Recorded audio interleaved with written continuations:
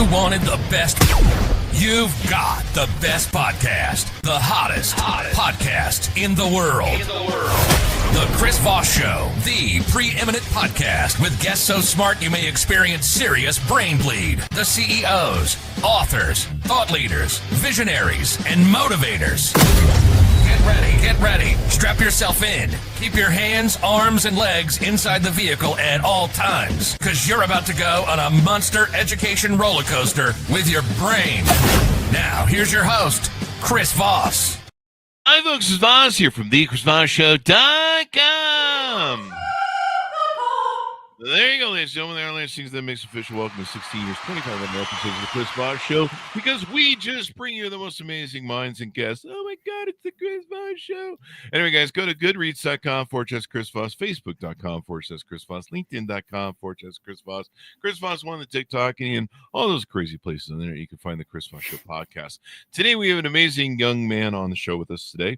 His book is out. It's entitled Life Switch: How to Experience the Power of Living On by Discovering Your Potential, Passion, and Purpose by Joel Steele. It's available for, I believe, pre-order now. You can get October 21st, 2025. We're going to get into it with him and find out how you can switch your life too. I've seen some of you folks, and you need to do some switching, no flipping, but switching. Anyway, guys, we have Joel Steele, for over 20 years, has been an accomplished financial expert and co-owner of a leading financial firm. However, he'd rather be known for being the best husband, father, and person he could be. Joel is, you got to win an award on that bio, Joel. I've been doing this for 16 years. No one ever says that. It's always like, blah, blah, blah, I'm a great business person. Good for you. Good for you. Thank you. I like that. He's more interested in being a good human being. There you go. No one leads that in a bio, so good for you. Joel is passionate about sharing his life lessons and experiences to help others avoid learning them the hard way. He has helped thousands of individuals build their wealth and health. He is an author and speaker, sharing messages from his unusual and interesting life journey that are part motivational and part entertaining. My life journey is mostly just entertaining. A lot of people just laugh at it. Oh, look at that idiot. Anyway, Joel is part ownership group of the Grand Rapids Gold, a G League affiliate of the 2023 NBA champion Denver Nuggets. He has a passion for fitness and nutrition. He's a former certified personal trainer and created a small chain of healthy fast food restaurants in the early 2000s. He enjoys traveling and sports, philanthropy, and meeting interesting people. He currently lives in New Jersey with his wife. That's my horrible New Jersey accent, Kara, and their two kids, Brandon and Kesley. Sorry, I'm having a stroke, I think, here, Joel. Welcome to the show. How are you, sir? I'm great, Chris. Thank you so much. You really pointed out some good things. Number one, I need to cut down my bio. That was pretty long. It's a great bio. But like I say, most people always put the family stuff at the last of their bio. I've read a few thousand. And so they usually put it at the end. No one says the beginning. I just try and be a good person. Yeah. Well, that's part of the difference is it's about being the best version of yourself and being happy. And that's what it's about to me. I work on being the best, worst version of myself, but that's a different story. Let's get into your book, Life Switch. Tell us about, I need your .coms. Let's get those plugs in first. Yeah, the easiest one is just my website, bookjoelsteele.com, just like it sounds, bookjoelsteele.com. And the book is all over the place, Amazon, Barnes & Noble, Walmart. You can easily Google Joel Steele Life Switch and you'll find it.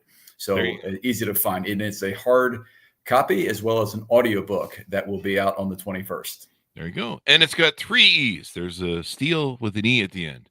So make sure you spell that right. I grew up in U.S. Steel land, so. I appreciate that for sure. There you go. We want to make sure people get over there. So give us a 30,000 overview, Joel, of what's inside your new book. Yeah, I wrote this book because I was passionate about the experiences I went through, and I felt like I was sort of hoarding it for myself. I felt that there was a lot more value that people could get out of all the stuff that I went through. When I say stuff, I don't mean just failure. I mean fall on your face, wonder if you're ever going to be able to get up, failure, epic. failure. And I just felt that there's got to be more to that than just me hitting a dead end and then going up in my next career. And so one day I just started typing and writing, and ultimately I decided to make a book out of it and become an author. And I've been really enjoying the journey. I'm not an author by trade, but I have written articles, financial articles, for years. And I did always enjoy connecting with an audience. But as you know, with your form of media here, it's really fun and cool and interesting when you can connect with so many more people outside your little local area. And so the book can and will be all over the world. And I just am so excited and fired up that people can read it, listen to it, and have some takeaways and have it positively impact their lives. There you go. Now, you went through quite the journey with your life from the sounds of it. I'm just, the short blurb on the book says, all before turning 25, Joel Steele had flirted with jail, bankruptcy, and death. We call that Fridays around here, but yeah. So I had some challenging times. I was on the wrong track, and I was almost put in jail a couple times. Did some community service, hanging off the back of trash trucks. I got into some business debt. I owed close to $500,000. I had to dig out of that hole. I've had a gun pulled on me 4 or 5 times. I lost count. But just you get to the point where you realize you're rolling the dice. And if you want to be serious about your life and even just living in general, right? We talk about surviving and thriving. I was teetering on even surviving. And ultimately I said, this is not for me. I want to thrive. I want to live this life to the fullest. And the more I started to get out of life and realize I was in control of my own life, the more I realized my potential was a lot higher than I ever thought that it was. Yeah. And these are the things that led me to some of my additional activities, like becoming an author, like being part of 2 professional sports teams. You can do all these things if you give yourself a chance and you get doubt out of your way. There you go. Let's paint a picture of what your childhood was like. I mean, a lot of people go through, dark times and they go, oh, mine was the worst. And what was it like? Because it sounds like maybe you kind of grew up in a scenario that put you into some of these things, or maybe put you in these environments. Well, I had fun. I had probably too much fun in my childhood. My mom wasn't around a whole lot, so I got to grow up pretty quick. And my advice, that's not truly advice, but hey, no one's listening. No one's listening, right? So I'll just tell you. But if you're ever going to get in trouble, do it before you're 18, before you're an adult, and before you can get arrested. And that's what I did. And thank goodness I got that. Was this a plan? No. Okay. I got it out of the way. And I learned that this is not me. I felt terrible doing things that got me in trouble, that almost put me in jail. And that really turned me around. And I went from not caring about anything and almost anybody, having fun, to really wanting to genuinely help people. And that ultimately led me into creating a healthy fast food restaurant, ultimately getting into financial services and helping people with their money, with their retirement problems. And so those negative things helped get me to the positive parts of my life. And so I try to explain to people, there's something positive to take from anything in your life, especially the negative stuff. In fact, some of the worst things can end up being the best things if you see them through. Yeah. It's interesting how our life's journey shapes us and our stories and stuff, and the things that we survive. Was there a clarity moment that you had in your youth where you were like, hey, we're not doing this anymore? Yeah, one of them was one of these incidents where I had a gun pulled on me. The guy had a gun. He was waving it in my face and the guy behind me in the car. And he said, which one should I put a hole in first? Just deadpan. Wow. And I really thought he was going to shoot one of us. And that was a real moment where it was hey, you can't do this. You can't be around these people. You can't be doing things like this. And so that was a moment, but I've had other moments too that were less life sensitive, or pulse sensitive, I should say.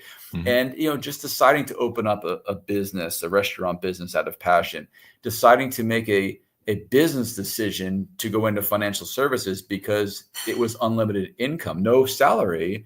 It was unlimited income based on unlimited effort. And I was willing to work as hard as possible to make that work. So different decision points, doing your best in the moment to choose the column of who has, which one has the most pros, and you compare that to the cons. And I think a lot of us need to make decisions based on pros versus cons. Not a perfect decision, but the best decision.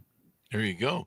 Boy, having a gun pulled on you, and who I shoot first, that definitely give you a moment of clarity. Of course, that sounds like my first 7 divorces, but anyway, now did family come into the picture yet for you when you got clarity? You know, some people, they get a wife and kids on the way, and they go, oh, I need to start a family, and I need to grow up a little bit, or maybe square things away.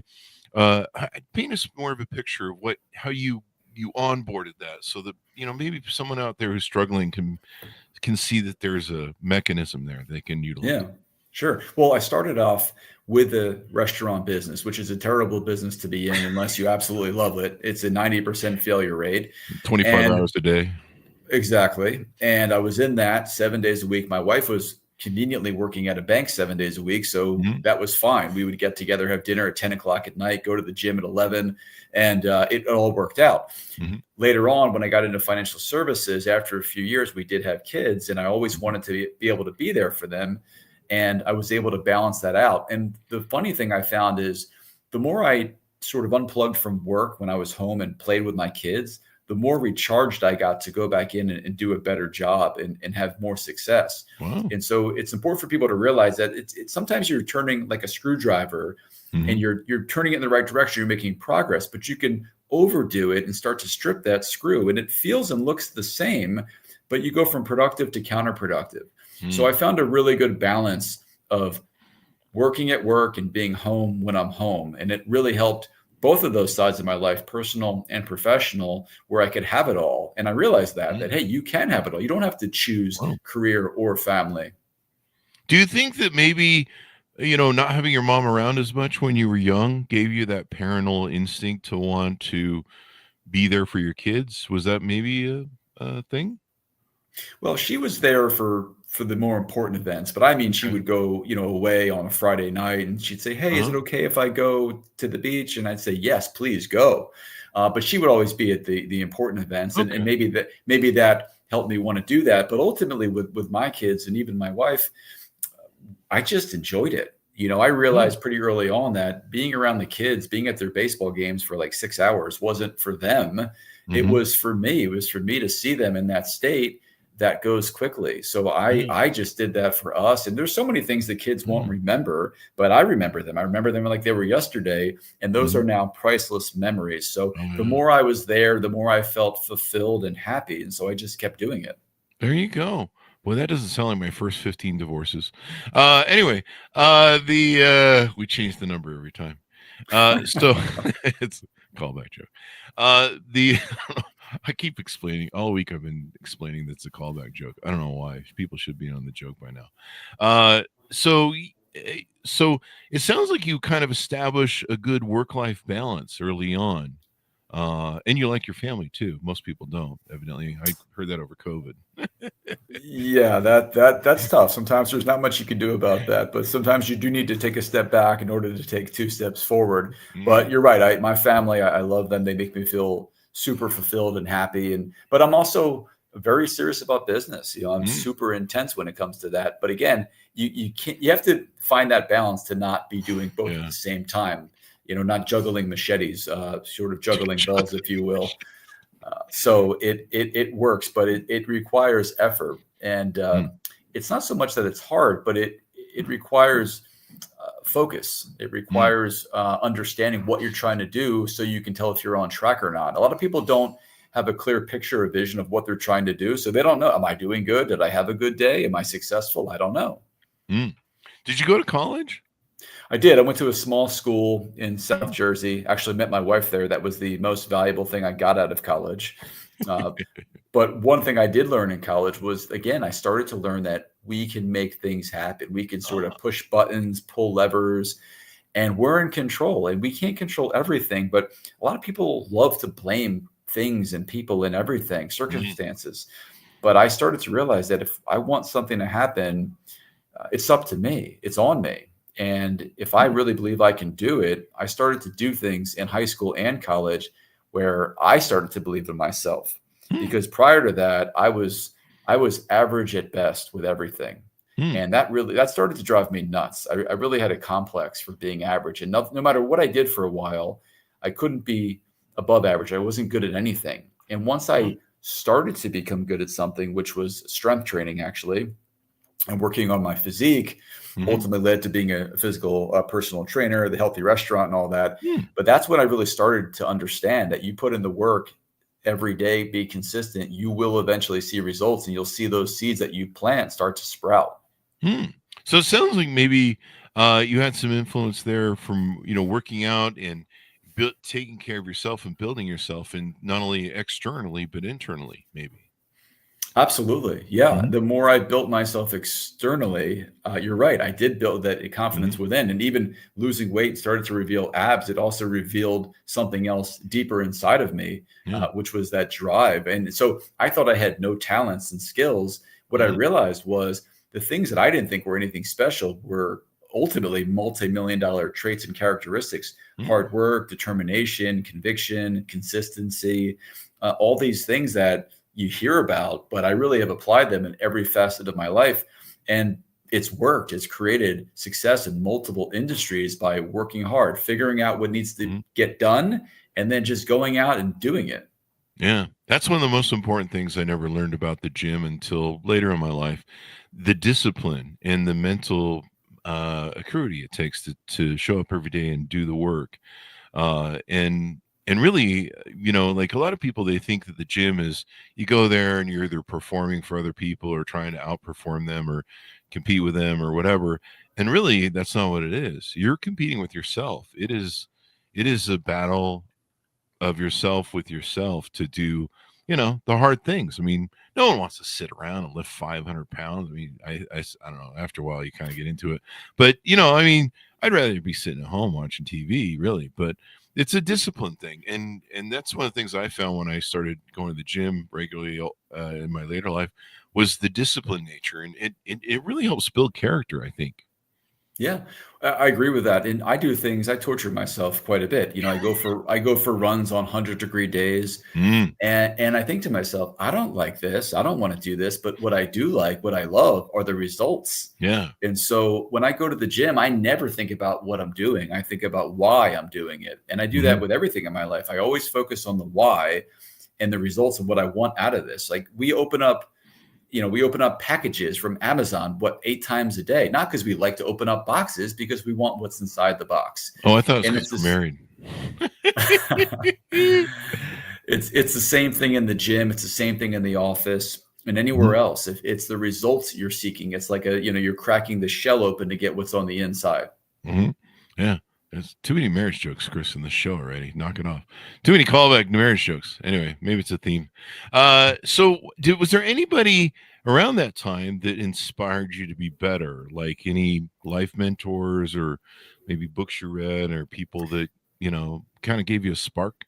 Yeah, it was actually books. Books helped me a lot. And funny thing is, I was not a reader. Now I'm an author and I have these crazy stocked bookshelves that you might hear them collapse in the background.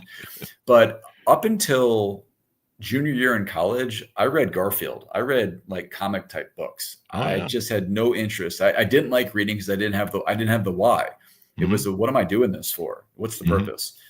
And I started to read books with purpose, trying to figure out what do I want to do with myself, because I knew when I was going to graduate college, I was not going to work for someone else. I knew that I'd be a terrible employee. I've always marched to the beat of my own drum. So I was figuring out what kind of business can I open up. And so I started to read a lot of books: Think and Grow Rich, The Strangest Secret, understanding, again, that we can control things. And then I needed to get into, okay, great, I'm super fired up, but what the heck am I going to do with it? And that's when I started to click. I read Pour Your Heart Into It by Howard Schultz, who turned Starbucks into what it is. And then, of course, once I decided on a healthy fast food restaurant chain out of college, I started to read all the fast food titan stories. And they all did it. They weren't famous before they did what they did. Colonel Sanders wasn't anointed to be the KFC guy. He made it happen. And so my thought was, no one knows who I am, but I'm going to do that. And I really went into that thinking I was going to create this national chain. And that's what got me to the level that it got to, which was not massive success, but I did open up 3 stores at 24 years old in Philadelphia. So that alone was an amazing feat. Unfortunately, it didn't work out. but just opening the doors was incredibly challenging and difficult. Plus, you probably learned a lot. I mean, a lot of entrepreneurs go through early failures, and sometimes they get kind of some success, but they don't really do. But what they learn from those experiences is the real key, because businesses. eh, I always say business is the same of everything. It just depends on what the widget is, right? That you're selling. Whether it's a food or whether it's the computer or a phone. But the business operation in and of itself, the leadership part and everything else. I don't know. Maybe I've been doing companies too long, but it's pretty not rudimentary. Maybe rudimentary is the right word, but it's pretty much a given. Like, okay, you name it, you do this, you pay your taxes, you do this. You try and innovate. You're pretty much probably problem solving all day long, no matter what business it is. You've always got new problems to solve, new technologies to solve. And so you're pretty much just solving problems. And so once you kind of learn how by failing and stuff like that, I think that's what really hones you, and you get that education. Yeah, the education of that first business was terribly painful and expensive, but it was critical to find not just success, but a very high level of success when I got into the financial industry. My goal out of college was to make $100,000 around my third year. And to me, that just was the definition of success at that time. And when I owed almost $500,000 and I had zero income, that was really tough. We were living on my wife's income. She was making like $30,000. And I'm trying to pay off my debt and pay our basic bills, apartment and food and things like that. But it really got me, it turned me into a bat out of hell, essentially. And without that failure of that one business, there's no way I would have had the success I ultimately had in the business that I'm in now, 20 years later. I would have been so happy if I was making $100,000. And the reality is that'd be a small fraction of what I ultimately turned it into, because I had to make like $7,000 a month in my first year, my first month, just to not go bankrupt, because that's how close my toes were dangling to the fire. So if I make $7,000 or $8,000 a month, I'm barely paying the debt and surviving. And so I was supposed to pay that debt for 10 years till I was 35, and I got rid of it only 2 years into my career. So again, it was terrible, but it was also necessary to get to where I am today. That's a real talking point that you have there. The story of how you don't know that if you would have maybe gone as far. I don't want to put words in your mouth, so I'm just kind of rambling through what you said. But you maybe might not have gotten as much drive if you kind of succeeded early, and lighting that fire underneath you. Because a lot of entrepreneurs fail, and sometimes they fail and they quit. They go, I'm not going to do this. I'm going to go back to McDonald's or whatever, and put my head down and eke out a life somewhere in failure, and you'll be haunted by that for the rest of your life. And people like you push through, and they find that that drive that can push them through. And so I think that's a great story. I really do. Yeah, I appreciate that. Thank you. Yeah. I think anybody can find success if they keep pushing through. Like, you'll eventually get there, and it might be one failure and then another. And a lot of people, they just pull off. They do it in the stock market, right? They lose 20%. I don't want to lose the rest of my money, or it's rainy or it's snowy. I'm going to not go out. I'm going to pull over, and that's all fine, obviously, to be safe. But in general, like, you have to take risk. You have to forge ahead. And I just have always believed in myself, believed in the fact that I can make these things happen. And I talk about it in the book. I had these early experiences that I pretty early on believed that anything is possible and I can do anything. That did get put on the back burner for much of my life. But once I created a streak of making good things happen, I truly believed without any doubt that I could do any of these things I wanted to do. So I had these accomplishments and achievements, and they kept getting higher, higher. Then it slammed down when the business failed. But I had this, like, my fire got extinguished, but the pilot in me was still lit. Yeah. And that little bit of light is what got me to realize, hey, get your butt up and just put one foot in front of the other. And that crawl turned into a walk, which turned into a sprint. Yeah. I love that analogy. I've told people, because I've been through those cathartic moments in my life where I've been beaten down to the mat, even after success. 2008 crisis, our biggest jewel in our crown of companies was a mortgage company for 20 years. Not a good thing to have when the mortgage crisis comes in 2008. COVID took a lot of money out of the accounts because we did a lot of events. We would go to CES show and different events and interview CEOs, and it was crushing just to watch building a business for 5 years doing that just disappear with COVID. Everything was closing. It was just every week there'd be a new event that would close that we would normally go make lots of money at, and it was wrecking. And I've often said that you can beat me down to the mat of a boxing ring, and as long as I can move a finger, man, I'm going to come back. So you better finish me off, because and sometimes, like you said, it's just eating that elephant one bite at a time. I remember when we lost everything in 2008, I was scrambling to make anything work, and I was starting all sorts of little projects and businesses and trying to make anything fly. And if you remember back then, everything came to just a dead standstill. And my friend, I started so many different businesses, with trying so many different things. My friend said to me, he goes, if it came out on the news that you had become an international arms trader, and they'd caught you or something, because you're trying to survive this crisis, I wouldn't be surprised, because you've tried everything. And that's sometimes the will it takes is to, like you say, try and eat. I was just trying to crawl the hole one bite at a time, and that's one of my favorite sayings: eat the elephant one bite at a time. If it seems humongous and too much, just start chewing and forking, I guess. Yeah, 100%. You just keep going. You cling to that hope. Mm-hmm. And I talk about it real briefly in the book. I mention it here because it's one of the most fascinating things I've ever read. There was a Harvard study in, I think, 1957. They put these rats in a pool, and they wanted to see how long the rats would swim before they started to basically give up and sink. And mm-hmm. the rats lasted about 15 minutes. Wow. They took the rats out with nets, dried them off for about 5 minutes, and then they put them back in. And they said, how long do you think the rats swam for? And my first reaction was, well, they probably just gave up, thinking, oh my gosh, I'm back in the water. I'm dead. Back in the water again. They ended up going from 15 minutes the first time to 60 hours the second Really? time. Wow. Because they had been saved. And so they clung to hope that it might happen again. Wow. That just made my hair stand up on end. That's moving. That really is moving. Wow, that's and it's all about that endurance. Life is so long. I think people, I don't know, it's hard to understand when you're young because just everything's fresh and new. I remember sitting around all day going, what am I going to do with this whole day? And now I wake up and then I'm crawling into bed and going, what the hell happened? Is there a record of this?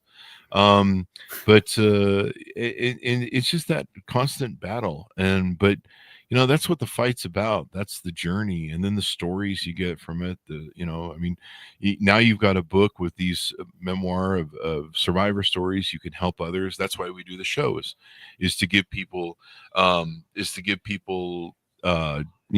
hope, let them know they're not alone. Let them know there's other people out in the marketplace that have the issues that they can take and fix for them. And it's just a way to share that wealth and have other people know that they can do better. Yeah, 100%. And you talked about the 3 Ps in the title of the book.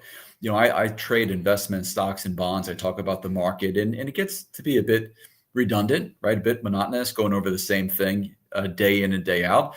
And I'll be a little tired. My battery is kind of wearing down. And then I put off my computer to the side for a second, and I start working on my passion. I start working on my book and the speaking engagements and the podcasts and all these other things. And I just, all of a sudden, it's almost like you can see the battery on your phone going from 50%, just ticking up. Because when there's passion in your life, it doesn't matter if you're tired or you were bored or worn out. You just get excited. And that's where I was saying about potential. Like, you can do so much more, take advantage of each day more. But if you don't have passion, you're not excited about each day, and there's not something that specifically you want to do or accomplish, then you're right. It does go by quickly, and it's one day to the next. And is it Monday? Is it Tuesday? They're all kind of seemingly the same, but you want to extract some value out of each day. And you can only really do that by defining what it is that is of value, that is of interest to you, that makes you feel alive and excited. Yeah.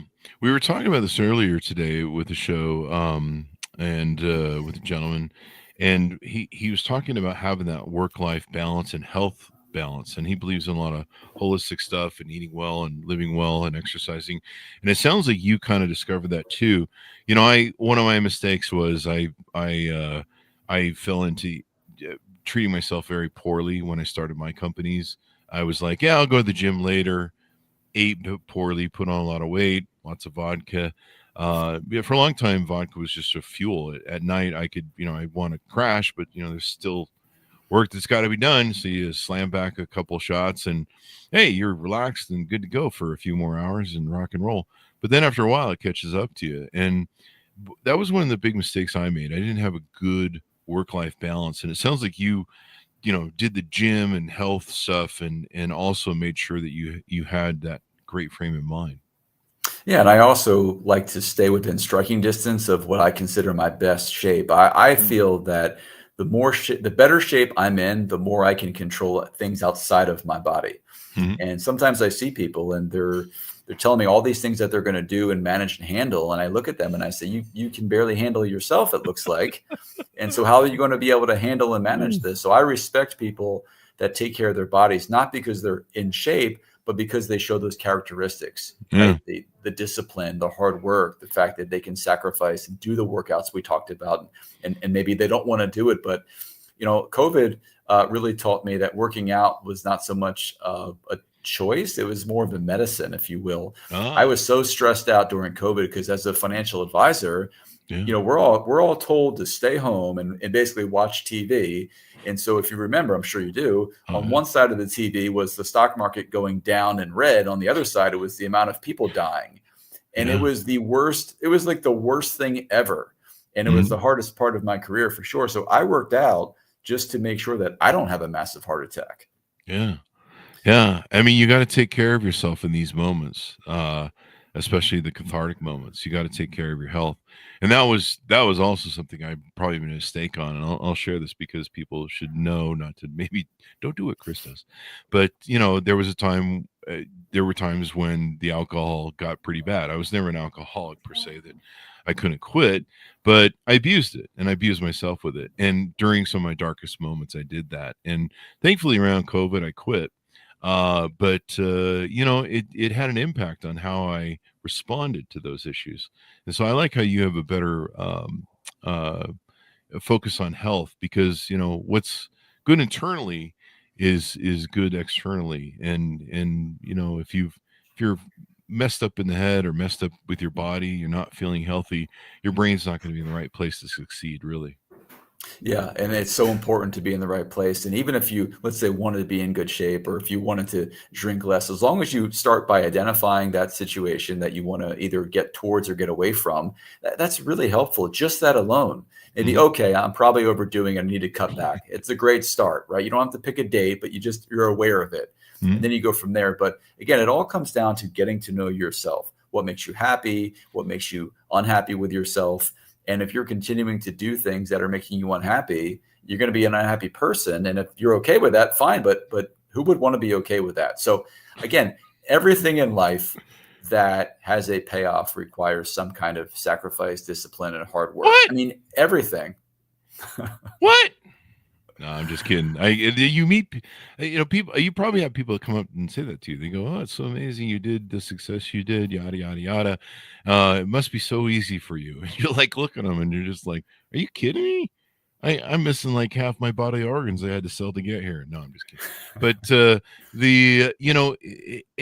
it's amazing to me how many times I've heard myself say to someone that kind of was dismissive, or like, "Well, that must have been easy for you, or you were born with, I don't know, maybe some gifts, or maybe you were born with luck, or maybe rich parents or something." And I'm like, no, have you been here long in life? Anything in life worth having takes work. Otherwise it wouldn't have any value. Love is valuable because it's rare. Ask my first 10 marriages. The same thing with success, and anything worth having in this life. The reason it has that high value that everyone wants is because it's rare and it's hard to get. It's, you've just become an author, and congratulations, by the way. And it's funny how like I always joke about how people come up to me and they'll be like, yeah, you got a book there, eh? And I'm like, yeah. And they're like, yeah, you seem like you're really smart now that you have a book. And I'm like, where were you the last 50 years? I was going through all that shit I wrote about.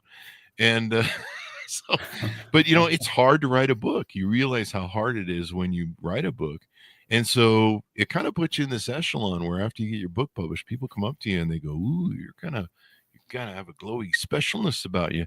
And it's just that you did the work, and a lot of people just won't do that commitment. Yeah. And I've been in different careers, different industries, again, personal training, restaurateur, financial advisor, business owner, and then an author. And in every instance, I put myself from the top of that industry to the absolute bottom. And I talked about earlier, I'd like to torture myself, not because I like the torture, but I love the feeling of going from here to here. There's no better feeling in the world. It's better than any drug you would ever have. And there's only one way to do it. And it's hard work and putting in the time and the effort. That's why I do it. The payoff is amazing. And I have days where if I'm not, let's say it's a Sunday and I'm not working, I get to really sit back, and it's almost like an out of body experience and look back on all that I've done. And I actually thank myself for that. And I share that, not to toot my own horn, but I share that because anyone listening, you can do that too. You can do things that you can be proud of yourself for and thank yourself. Because look, you're going to be here hopefully in 6 months, in a year, in 5 years, and you play the biggest role in where that's going to be. And if you want to be somewhere different, you put in the work and the sacrifice and you make it happen, you're going to look back and say, wow, I'm so glad I did that. And again, it feels absolutely amazing. And you mentioned earlier, Chris, that life goes quickly. I think a lot of people view that we do have unlimited time, so we can waste a day, a week, a month, a year. And I don't like that way of thinking, because, you never know, but it's not about the length. I'm sure, it's about the quality of life that you have. And you just want to enjoy it as much as you can. And again, not to be repetitive, but it starts with stepping back and sort of designing what you want your life to look like, and then starting to put each piece in place so ultimately it resembles what you envisioned it could be. Designing a life. I wrote about this last week. I have every Sunday I do what's called Gratitude for Gratefulness Day. And every Sunday is Gratitude for Grateful. And it's a time where I spend, there's no dating, there's no chicks. It's me. And usually I go Saturday and Sunday. Sometimes I'll go shooting, and I'll just take a day jaunt and go photography around the city, or work with some models, or do different things. And it's a day that I kind of spend on me and being grateful for stuff. And I remember I wandered around, took some beautiful pictures this last Sunday, and I wrote about this on Facebook. And I thought about the kid, because I was in an environment where I grew up as a teenager, and I didn't know what the hell I was going to become. And it's a miracle I became anything. But I, from the environment I grew up in, but I sat and I thought about all the decisions that I'd make, because I've read some of the stuff I was writing back then. I'm not sure that kid might have been smarter than me now. And I was thinking of some of the moments, because I don't know about you, but there's moments that I have interactions with certain people and decisions that I made that if I put them off a week, or if I put them off a month, if I hadn't had that interaction, my life would be changed. And those, you can count them probably 3 to 5 on my hand, those moments. And they are so pivotal that I have no idea. And sometimes I've had nightmares where fretting over, Jesus, what would I have been if these moments hadn't happened? And so making those decisions now, if you're in that moment of youth, or, you mentioned Colonel Sanders, he didn't become successful at 50 or 60. A lot of, Oprah was older. There's a lot of people that, they hit success in older life. So it's never over until it's over, folks. And, but yeah, just looking at that, and I wrote this post on Facebook, and I was like, I was thinking about that kid, man. And I wish you could go back and I could say, hey man, you made it. You got through it. It's going to be okay. And, That meant a lot to me. And I think recognizing that those moments are now in most people's life, if this is what they inspire to, if this is what they want, make those decisions now. Because 30, 40 years from now, like you or I, you're going to look back and go, thank God that kid made the right choice at the time. Yeah, no, 100%. You're so right about that. And you can't control what's happened, but you can control what you do right now. And that's the idea. That's why I'm doing the book. That's why we're talking, because people, I want them to know that you're in the driver's seat. Look around. You're in the driver's seat. And make those decisions now. Like I've often looked back over all my years of being an entrepreneur and thought of those moments, and I've just been like, geez, I started that company that week, and what if I'd done, because I'm a bad procrastinator too. I even procrastinating. and so what if I put that off? And I can probably tell you examples that I put off and then they never got done because I fucked around and found out. So let's get into this. Let's talk about some of the offerings you have on your website if you want. You do speaking and different things. Talk to us about what offerings you have there, and maybe how people can utilize you that are in the audience for. Yeah.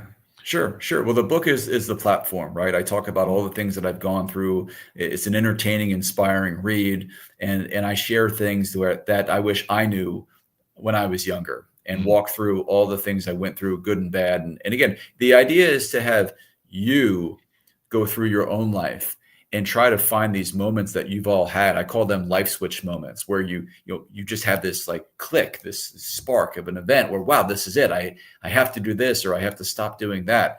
And when you string together these life switch moments, it creates this power.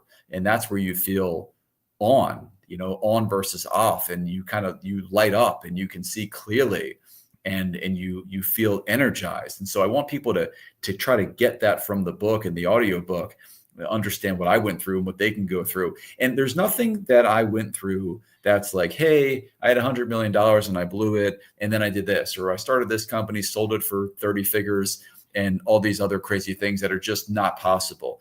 I'm a normal guy, but I was determined to go from a very ordinary life to an extraordinary life, extraordinary by my own definition. And I achieved that.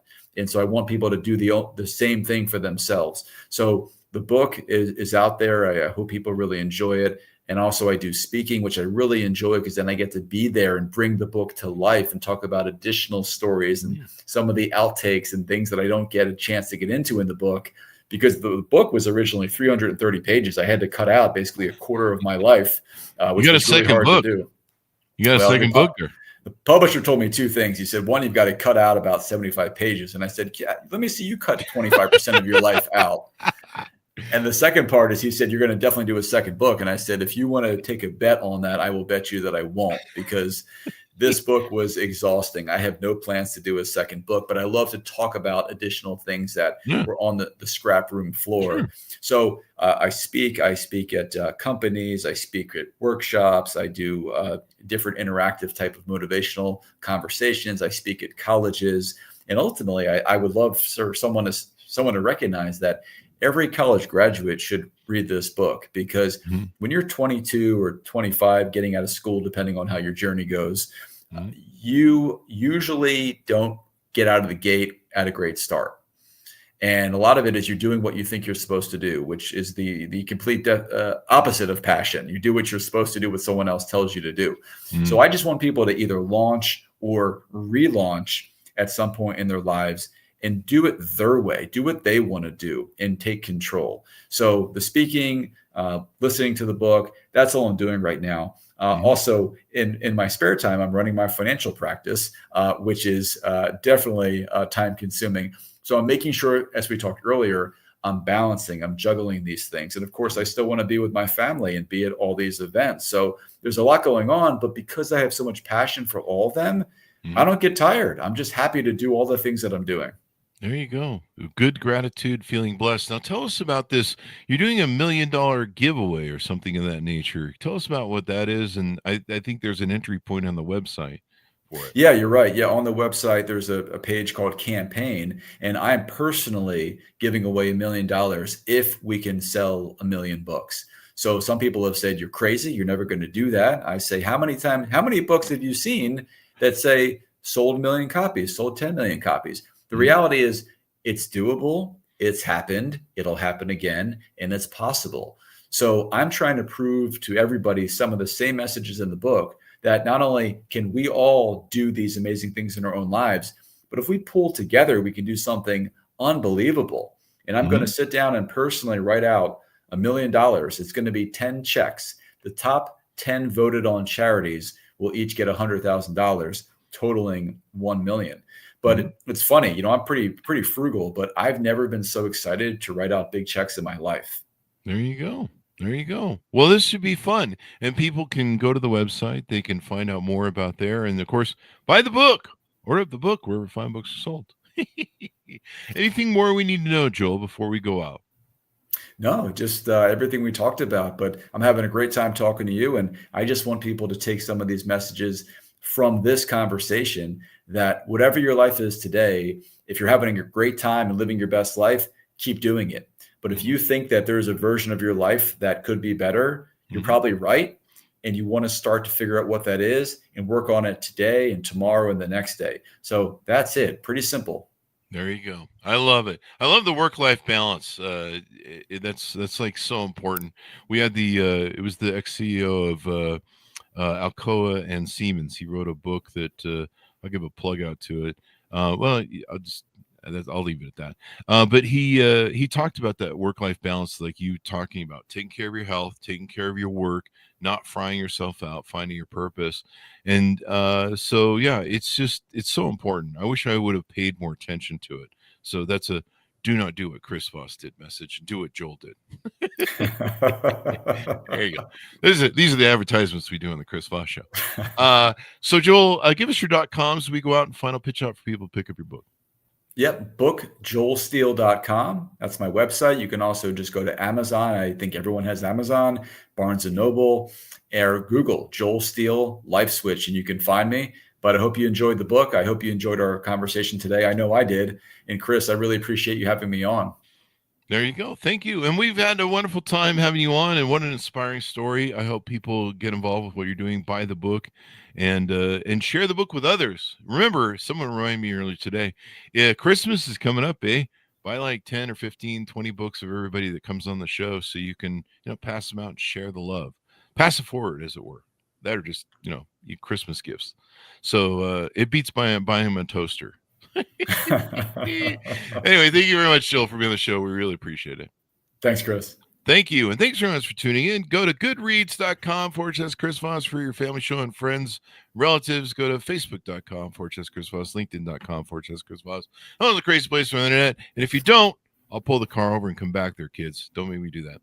Be good to each other. Stay safe. We'll see you